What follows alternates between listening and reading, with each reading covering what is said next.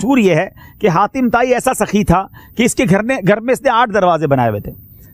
ایک مانگنے والا سائل ایک دروازے پر آتا، یہ اس کو دیتا، وہی سائل گھوم کے دوسرے دروازے پر آتا تو اس کو بھی دیتا، تیسرے پہ آتا پھر بھی دیتا، 8 دروازوں سے دیتا تھا. تو کسی کہنے والے نے کہا کہ مسئلہ یہ ہے کہ حاتم طائی کے پاس سائل جاتا تھا، اس کا پیٹ بھرتا نہیں تھا، اس کی جھولی بھرتی نہیں تھی، اس کو 8 دروازے پر آنا پڑتا تھا. میرے آقا سے ایک ہی بار مانگو، نبی پاک اتنا دیتے کہ جھولی ہماری تنگ ہے، تیرے یہاں کمی نہیں. سیدی اعلیٰ حضرت سے پوچھو نا میری آقا کے عطا کا دریا کیسا ہے. میرے کریم سے گر قطرہ کسی نے مانگا، دریا بہا دیے ہیں، در بے بہا دیے ہیں. سبحان اللہ. بلکہ اعلیٰ حضرت کے حوالے سے کلام سے ایک اور غلام ہے، اعلیٰ حضرت لکھتے ہیں، اس میں حاتم طائی کا ذکر کرتے ہیں، وہ کہتے ہیں نبی پاک کی سخاوت دیکھ کر حاتم طائی بھی منہ چھپائے گا. وہ کہتے ہیں ہو جو حاتم کو میسر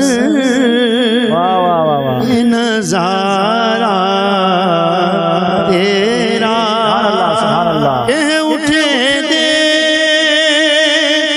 کہ بخشش میں یہ رتبہ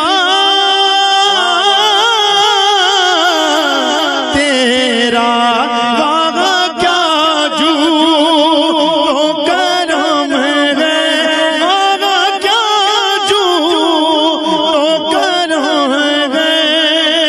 شغفت تیرا نہیں سنتا، نہیں سنتا ہی نہیں مانگنے والا تیرا، نہیں سنتا ہی نہیں مانگنے والا تیرا. کچھ بشر ہونے کے ناطے مجھے خود سا جانے، اور کچھ محض پیامی خدا کا مانے. ان کی آقا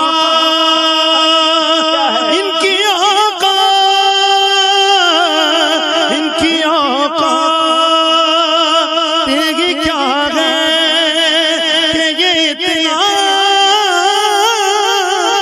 جانے. فرش والے آقا، فرش والے، فرش والے میری شوکت کا علو کیا جانے. خسروا عرش پہ اڑتا ہے پھریرا تیرا، سیدہ بادشاہ. خسروا عرش پہ اڑتا